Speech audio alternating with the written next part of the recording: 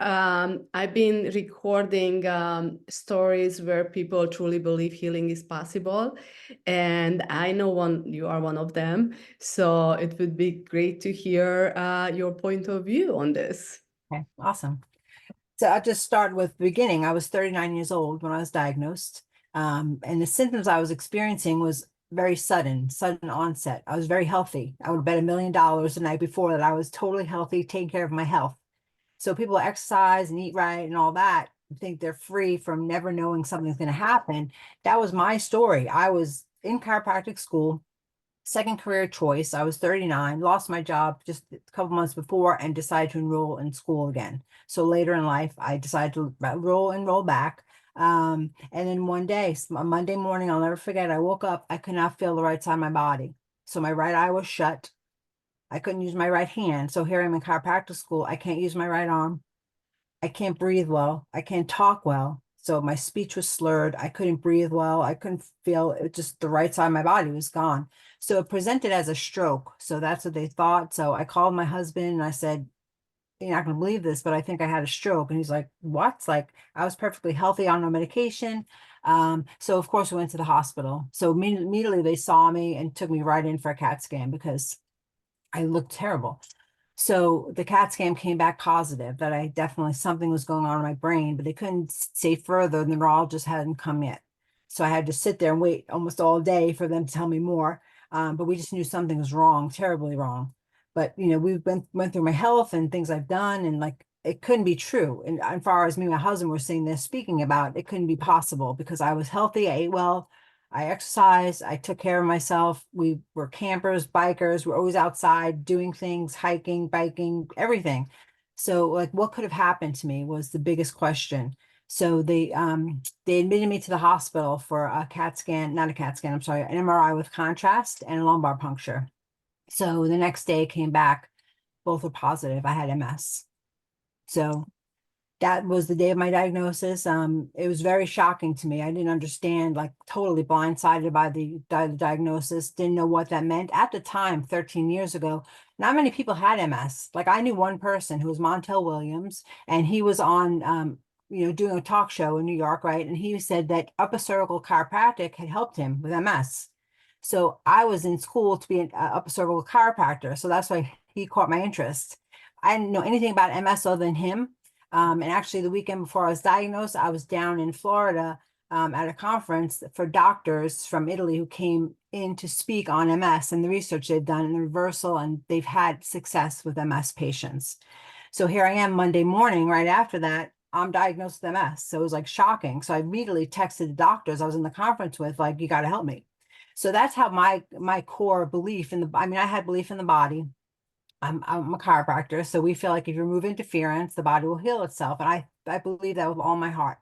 Um, so I decided, I always said to myself, well, if you ever get a bad diagnosis, would you actually believe in chiropractic and your theory, or are you going to take the medication? So I thought about it in my hospital room. I was like, nope, you know what? I'm gonna reverse this. I'm not gonna take the medication. So I don't recommend that, but I don't take the medication. I said, I'm just gonna find out where interferences are. So from my hospital bed, I made 2 appointments, one with a functional doctor and one with several chiropractor who was at the conference with me. So that's kind of how my journey started, to locate the interferences that were causing my body sickness and disease. So that's how the journey started for me. What did you, I know you probably researched everything and checked the root cause. Now looking back these 13 years, what do you think it caused your MS? Well, usually it's like they call it a perfect storm. Like my mentor is Dr. Daniel Pompa, and he says that it's like a perfect storm that happens in your body. So my three interferences were, number one, I had metal amalgams in my mouth, so heavy metal toxicity. Number two was I was under a lot of stress. So between school, I had 3 kids. I'm in a graduate program at school, taking care of my kids, taking care of my house. It was very stressful. And the third thing, which I only found out a few years ago, is I had a parasite. Wow. So that parasite was with me for years. I never knew of it, never had symptoms of parasite infection, but I had a big parasite growing in me for a long time. And you didn't have any symptoms of that at all? No, no. I mean, might have some symptoms might have been that, then not MS, honestly, because that's what I find. Like a lot of the symptoms that MS are now, they're diagnosed with no testing. I was tested by getting a CAT scan first, MRI with contrast second, and lumbar puncture. Until I got all three of those diagnostic tests, they wouldn't diagnose me with MS. Yeah. Lately, what I'm hearing is like they're just going by brain fog and kind of symptoms that people are having and then diagnosing them. But truthfully, like those symptoms can be caused from many other things. Yeah. That's why I always want to look for the root cause, find out what it is, and just talk about the person's life. Like you saw my paperwork, it's 14 pages long because I want to know like what have you been exposed to, right? Because you got to find that perfect storm in a person to know what kind of triggered everything for them. Yes.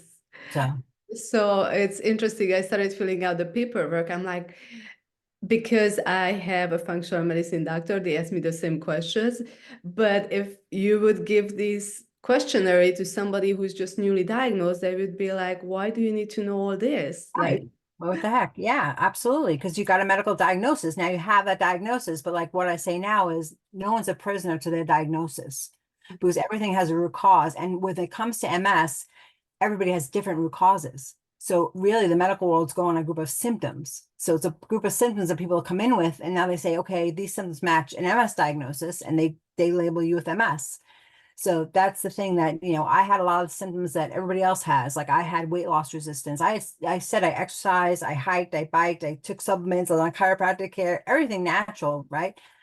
But I had 60 pounds I couldn't lose no matter what I did. I ate perfectly, I ate vegetables. I didn't eat meat. Like all the good things that we were told not to do, I was doing, and I just had 50, 60 pounds stuck on me. So that was a big symptom of something going wrong in my body. So weight loss resistance in people, like if they have 10, 20 pounds, they just can't lose for any reason, there's something else going on in their body. So that's the biggest thing my patients I see all the time. Just they have weight loss resistance and they don't know what it is, and what's causing it. And I try, and they just try the old method of calories in, calories out, and think, they should be losing more weight or they exercise 10 times a week. But that's not good either because that's going to stress your body, right? So you have to really watch stress in the world. It's really bad these days. yes. So you asked me to run some biomarkers Yeah. and get some additional blood work. Tell me about that. Like, Okay. why did you need to look at different things that my functional medicine doctor were requesting?